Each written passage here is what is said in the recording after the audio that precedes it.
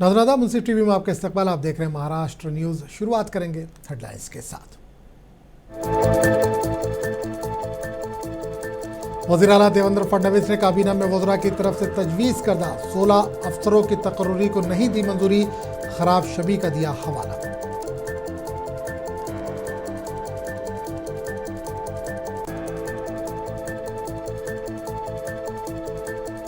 Opposition Shiv Sena UBT ने वज़ीर आला के फैसले की हिमायत की। संजय राउत ने कहा, बदउनवानी के खिलाफ हुकूमत के फैसलों का करेंगे खैर मकदम।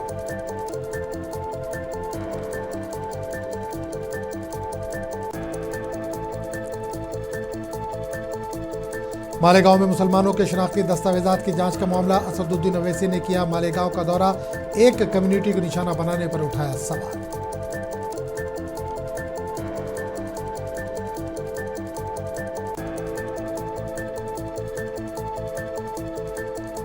एमआईएम लीडर सैयद मोइन ने अपने एक मुतनाज़े वीडियो पर दी वजाहत। 15 मिनट वाले बयान पर तोड़ मरोड़ कर पेश करने की करार दिया कोशिश।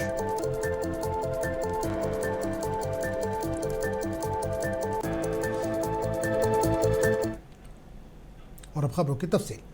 महाराष्ट्र के वज़ीर आला देवेंद्र फडणवीस ने काबीना में वज़रा की तरफ से तजवीज़ करदा 16 अफसरों के खुसूसी ड्यूटी, ओएसडी और पीए के तकर्री को मंजूरी देने से इनकार कर दिया है। ये फैसला महायुति इत्तेहाद जमातों के अंदर फूट की अफवाहों के दरमियान आया है। नागपुर में मीडिया से खिताब करते हुए सीएम फडणवीस ने वाज़ेह किया कि इन्होंने ओएसडी और पीए के लिए भेजे गए 125 नामों में से 109 को मंजूरी दी है। 16 ऐसे नाम हैं जिन्हें मंजूर नहीं किया गया क्योंकि या तो इनके खिलाफ किसी किस्म की तहकीकात चल रही थी या इनकी छवि खराब है।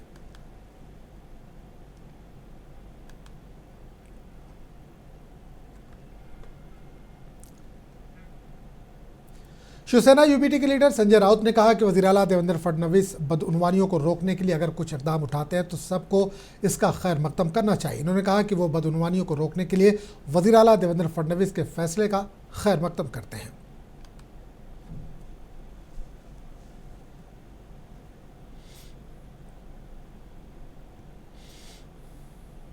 मंत्री फडणवीस जी का हमने स्वागत किया है कि अगर इस राज्य में मंत्रालय में भ्रष्टाचार करने में एक रैकेट है, उस रैकेट में मंत्रियों के ओएसडी और पीए शामिल है। ये मुख्यमंत्री का ऑब्जर्वेशन है देवेंद्र जी का, और उसको रोक लगाने के लिए कुछ ओएसडी और पीए को उसने नियुक्त नहीं करने दिया। और ये मुख्यमंत्री का शब्द है, ये फिक्सर है, ये सब लोग फिक्सर है, तो उनका स्वागत ही करना चाहिए। अगर मुख्यमंत्री भ्रष्टाचार रोकने के लिए कुछ कदम उठा रहे हैं तो ये स्वागत योग्य कदम है और हमने उनका स्वागत किया है। लेकिन ये फिक्सर किस मंत्री ने रिकमेंड किए थे उनका भी नाम सामने आना चाहिए। वो जो फिक्सर्स है, चाहे ओएसडी हो चाहे पीए हो, उनके वो किस मंत्री ने उनको रिकमेंड किए थे, किस पार्टी के मंत्री है, वो भी जनता को समझना चाहिए। मातोश्री पर गए, उद्धव जी को मिले, फिर शिवसेना भवन में उनको भेजा गया, हमसे भी मिले, हमारे बातचीत हो गई। गृह मंत्रालय का अधीन विषय है, न्याय प्रविष्ट है, सुप्रीम कोर्ट में मामला चल रहा है। उसके बावजूद चाहे सरकार किसकी भी हो, कांग्रेस की हो या बीजेपी, उनका रवैया ये है कि बेलगांव में जो मराठी लोग रहते हैं उनको तकलीफ दे, उनको यातना दे, मराठी स्कूल बंद करे, मराठी लाइब्रेरी बंद करो, मराठी भाषा जो बोलते हैं उनके ऊपर हमले करो। ये देश है, ये मणिपुर नहीं है ना। मणिपुर में यही तो चल रहा है। क्या ये महाराष्ट्र के काबीना वजीर और शिवसेना लीडर शंभूराज देसाई ने सामना पेपर में वज़ीर आला देवेंद्र फडणवीस की तारीफ किए जाने पर रद्दअमल जाहिर किया। इन्होंने कहा कि महायुति हुकूमत की कारकर्दगी को देखते हुए अब अपोजिशन पार्टियां हुकूमत के करीब आने की कोशिश कर रही हैं।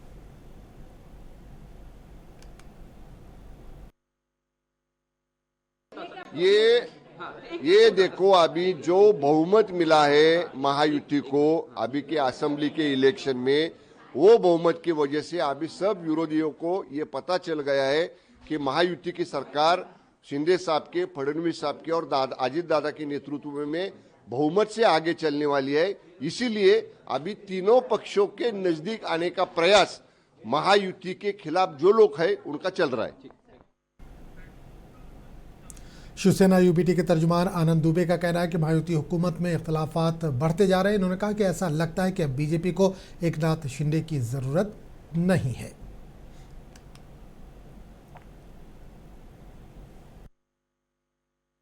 जब से नतीजे आए हैं महाराष्ट्र राज्य में, तभी से ये महायुति में महाकलह दिखाई दे रही है। भारतीय जनता पार्टी ने एकनाथ शिंदे के लोगों की सिक्योरिटी हटा दी। पालक मंत्री को लेकर अभी तक विवाद थमा ही नहीं है। बहुत सारे विषयों पर भ्रष्टाचार के जो मामले पुरानी सरकार पे थे उसको देवेंद्र जी ने उजागर किया। उस पर समितियां बनाई हैं जिसमें अब्दुल सत्तार जो पहले मंत्री थे उनकी अब जांच भी होने वाली है। बहुत सारी चीजों को देखते हुए हमें जो आभास हो रहा है कि देवेंद्र फडणवीस और बीजेपी को अब एकनाथ शिंदे की जरूरत नहीं है।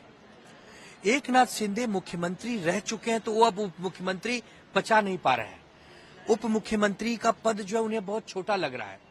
तो ये जो नूरा कुश्ती हो रही है बीजेपी और एकनाथ शिंदे में, अब इसमें अजीत पवार की भी एंट्री हो गई है। अजीत पवार के लोगों को भी जितना वादा किया गया था पूरा नहीं किया जा रहा है। कठपुतली बन के रह गए अजीत पवार और एकनाथ शिंदे। पूरा पावर बैंक वो एलोकेट हो गया है बीजेपी के पास। बीजेपी की शुरू से मानसिकता रही है कि हम गुलाम पसंद करते हैं, मित्र नहीं। हम शिवसेना उनके मित्र हुआ करते थे, अकाली दल उनके मित्र हुआ करती थी, जेडीयू अभी भी मित्र है, लेकिन कब दुश्मन होती है कब मित्र होती पता नहीं। तो महाराष्ट्र में जिस प्रकार भारतीय जनता पार्टी अपने सहयोगियों को बर्बाद कर रही है या एक प्रकार से नस्तो नाबूद कर रही है, ये महाराष्ट्र देख रहा है। आने वाले समय में हमारे पास जो इन्फॉर्मेशन है कि भारतीय जनता पार्टी एकनाथ शिंदे के लोगों को शायद भ्रष्टाचार के मामले में गिरफ्तार करके जेल भी भेज सकती। महाराष्ट्र हुकूमत ने मारूफ वकील उज्ज्वल निकम को सरपंच संतोष देशमुख कत्ल केस में स्पेशल पब्लिक प्रोसिक्यूटर मुकर्रर किया है। देशमुख के खानदान वालों ने भी ऐसा ही मुतालबा किया था। वज़ीर आला देवेंद्र फडणवीस ने कहा कि रियासती हुकूमत ने संतोष देशमुख कत्ल केस में सीनियर वकील उज्ज्वल निकम को स्पेशल पब्लिक प्रोसिक्यूटर और एडवोकेट बाला साहब को असिस्टेंट स्पेशल पब्लिक प्रोसिक्यूटर के तौर पर मुकर्रर किया है। बीड़ जिले के मासाजोग गांव के सरपंच देशमुख को 9 दिसंबर 2024 को अगवा करके कत्ल कर दिया गया था। ये इल्ज़ाम लगाया गया था कि इसे इलाके में काम करने वाली एक कंपनी से रकम बटोरने की कोशिश की मुखालफत करने पर कत्ल किया गया था।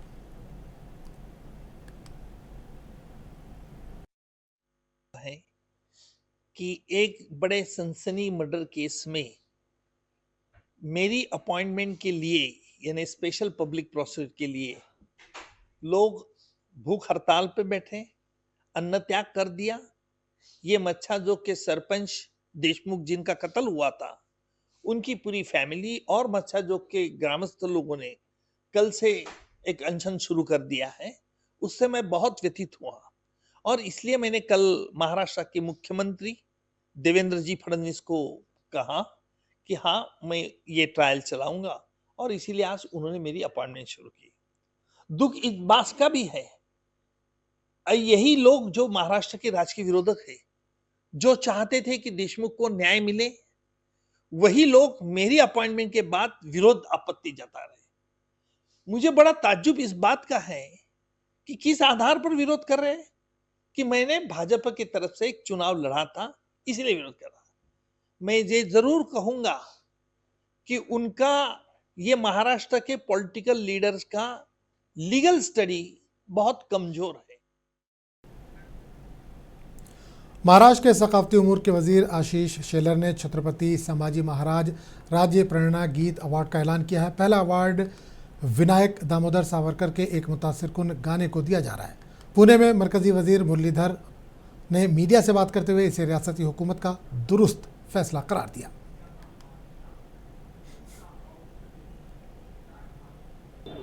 मुझे लगता है कि महाराष्ट्र सरकार ने बहुत अच्छा एक जो इनिशिएटिव लिया, निर्णय लिया कि वीर छत्रपति संभाजी महाराज के नाम से अभी एक गीत को पुरस्कार देने वाले हैं।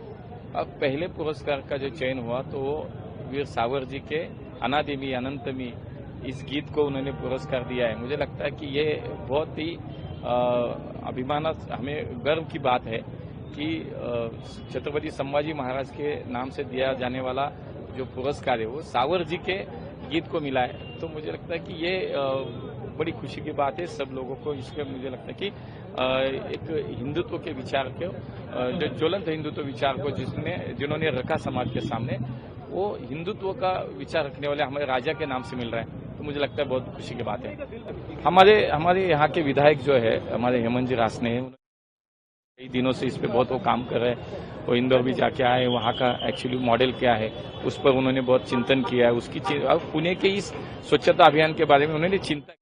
महाराष्ट्र के मालेगांव में बीजेपी लीडर के सुमैया के बेबुनियाद इल्जामात पर एसआईटी जांच जारी है और मुसलमानों के शनाख्ती दस्तावेजात देखे जा रहे हैं।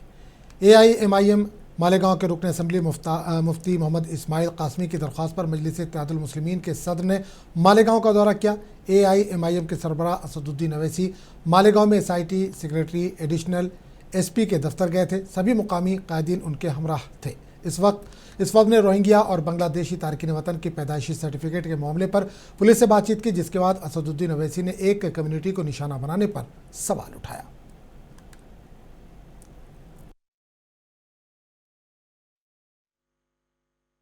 देखिए, हम तो सिर्फ यही कहेंगे कि इतने लोगों की मौत यहाँ पर हुई और उसमें एक्यूज हैं वो, आप जरा उन मरने वालों का तो ख्याल रख लीजिए। कम से कम ट्रायल तो जो चल रहा है, ट्रायल हम देख रहे हैं, मगर एक ह्यूमन डिग्निटी भी तो होनी चाहिए किसी मरने वालों के लिए। आप जख्म पर नमक नहीं बल्कि जख्म को खोलने की आप कार्रवाई कर रहे हैं, तो गलत है ये। तो इसको तो पुलिस से हम रिक्वेस्ट करेंगे कि इस तरह के प्रोग्राम्स को वो देखें, गौर करें, उसके बाद अपना डिसीजन लें। आप बताइए, आप चेक करिए, मगर आप जो एसआईटी बनाकर आप क्या है, इसमें क्या है बताइए। डॉक्यूमेंटेशन में फर्क है। अब मिसाल के तौर पे आपके कितने बच्चे हैं? 2 है ना। आप भारत के नागरिक हैं, दूसरा बेटा भी नागरिक है। जो दूसरा बेटा है उसके डॉक्यूमेंट फर्क है तो भारत का नागरिक नहीं हुआ क्या वो? वही तो हम बोल रहे हैं ना भाई, उस बात को समझने की जरूरत है। अरे भाई, तुमको रोटी सेकना है तो और जगह सेको। आप किसी एक इलाके को, एक समुदाय को इस तरह। मरकजी वजीर किरण रिजिजू ने महाराष्ट्र के साबिक रियासती सदर सैयद मोइन के असम्बली इंतखाबात के दौरान तशहीरी मुहिम के इंतखाबी जलसे में किए गए एक बयान पर एतराज़ जाहिर करते हुए अपने ट्विटर हैंडल पर इस बयान की एक वीडियो क्लिप भी शेयर की है, जिसमें सैयद मोइन ने जलसे के अख्ताम के मौके पर 15 मिनट अभी बाकी है की बात करते हुए ख़ुद को अकबरुद्दीन अवैसी का गुलाम बताया था और आखिरी बॉल पर छक्का मारने की सलाहियत होने का दावा किया था। माजी में 15 मिनट वाले बयान पर अकबरुद्दीन अवैसी के खिलाफ संगीन दफात के तहत मुकदमा दर्ज किए गए थे। इन्हें कई महीनों तक जेल में भी रहना पड़ा था। इसके बाद अदालत से इन्हें इस मुकदमे से राहत मिली। सैयद मोइन के बयान को मरकजी वजीर की जानिब से ट्वीट किए जाने पर एक बार फिर से ये मामला कौमी मीडिया की सुर्खियों में आ गया। इस मामले में सैयद मोइन से मीडिया नुमाइंदों ने बात की तो उन्होंने कहा कि मेरे बयान को तोड़ मरोड़ कर पेश करने की कोशिश की जा रही है। मैं जलसे के अख्ताम के लिए 15 मिनट बाकी होने की बात की थी। कुछ लोग इसका गलत मतलब निकालने की कोशिश कर रहे हैं। अभी 15 मिनट बाकी है। अभी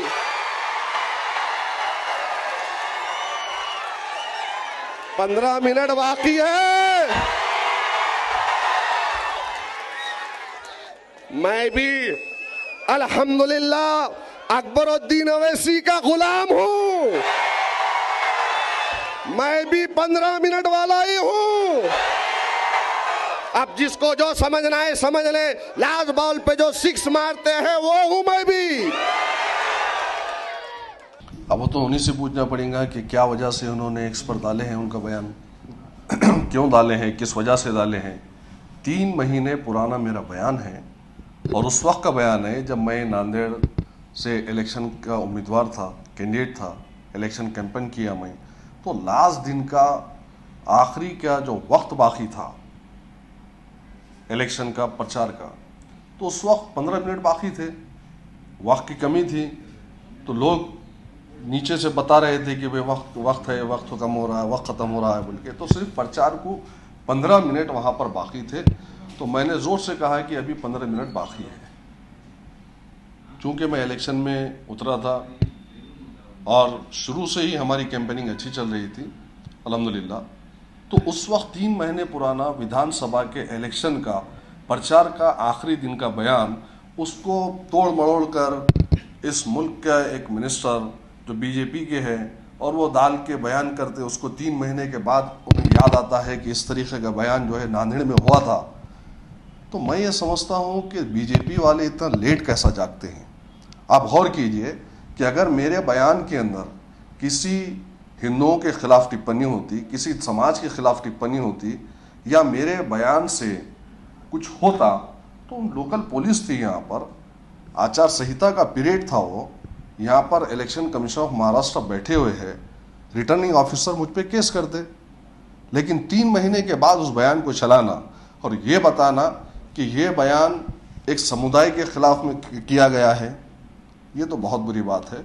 बहुसंख्यकों के खिलाफ में ये बयान नहीं था, और उस बयान को तोड़ मोड़ कर जो पेश किया गया वो भी इतने दिनों के बाद, 3 महीने के बाद, ये बड़ा ताज्जुब हो रहा है कि किस वजह से उन्होंने बयान चलाया। शायद मैं समझता हूँ एक मुल्क के जिम्मेदार ओहदे पे बैठे हुआ आदमी उस बयान को अगर पूरा सुन लेता तो शायद इस पर वो नहीं डालता। मंगल की सुबह पुणे के एक बस स्टैंड के अहाते में Maharashtra state road transport corporation की बस के अंदर एक शख्स ने मुबैना तौर पर 26 साला खातून की इस्मत दरी की। पुलिस ने मुलजिम की शिनाख्त हिस्ट्री शीटर के तौर पर की और इसके वसी पैमाने पर तलाश शुरू कर दी। पुलिस ने बताया कि यह जुर्म सुबह 5:30 बजे के करीब उस वक्त पेश आया जब खातून महाराष्ट्र के सातारा ज़िले में अपने आबाई शहर के लिए बस में सवार होने के लिए बस स्टैंड पर थी।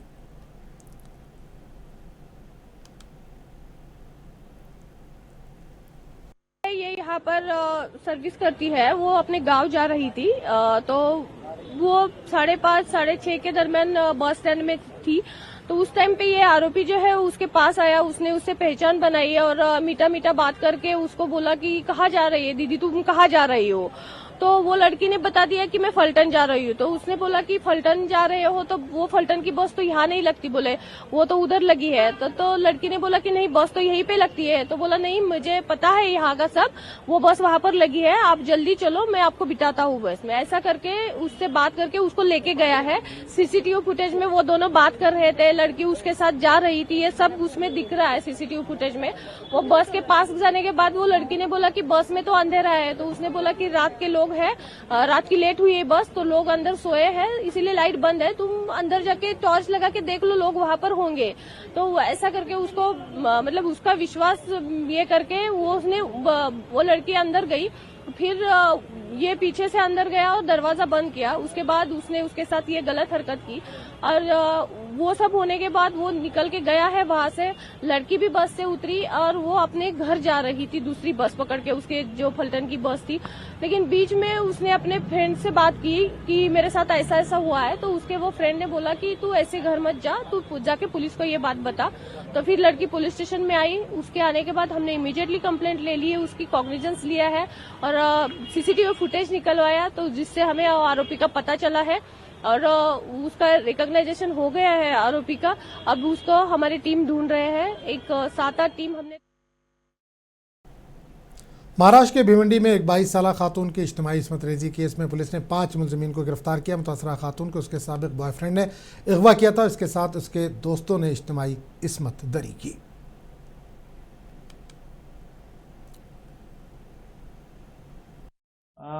दिनांक 21 फरवरी को एक 22 साल की पीड़ित लड़की ने भिवंडी तालुका पुलिस स्टेशन थाने ग्रामीण में जाके कंप्लेंट दी है कि 22 तारीख को जब वो उसके घर पे सो रही थी तो उसका भाई उसने उसको फ़ोन करके बताया कि उसकी तबीयत सही नहीं है और मुझे मिलने आ।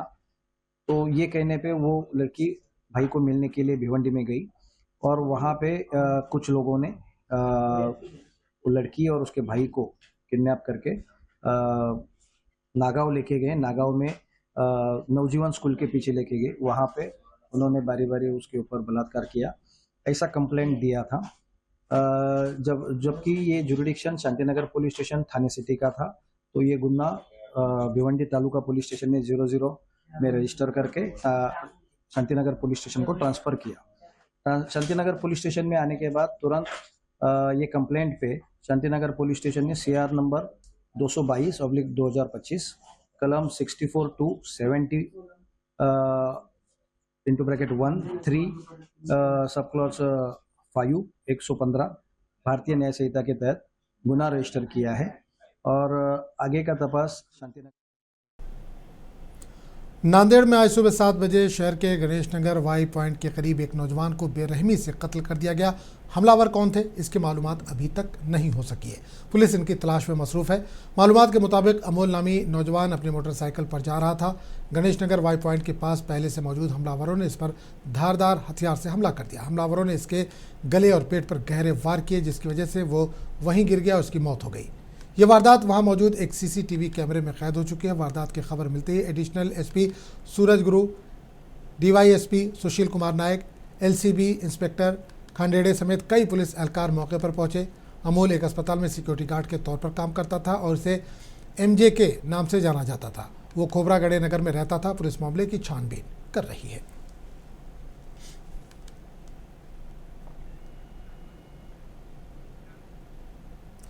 दिल्ली प्रदेश कांग्रेस के सदस्य देवेंद्र यादव ने प्रेस कॉन्फ्रेंस के दौरान कहा कि दिल्ली असेंबली में शराब पॉलिसी से मुतालिक सीएजी की 14 में से सिर्फ एक रिपोर्ट पेश की गई है। कांग्रेस को पहले ही शुबा था कि इस पॉलिसी में बेज़ाब्तियां हैं, जिससे हुकूमत के महसूलात पर मनफी असर पड़ेगा। इन्होंने कहा कि दिल्ली प्रदेश कांग्रेस कमेटी ने तहकीकाती एजेंसियों को शराब पॉलिसी से मुतालिक तहरीरी शिकायत दी थी, जिसमें बीजेपी को मुलविस होने के सबूत भी शामिल थे।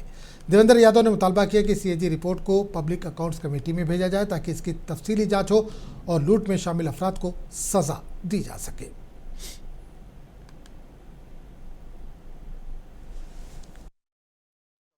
समय से इंतजार था कि कैग की रिपोर्ट्स विधानसभा के पटल पर रखी जाएंगी।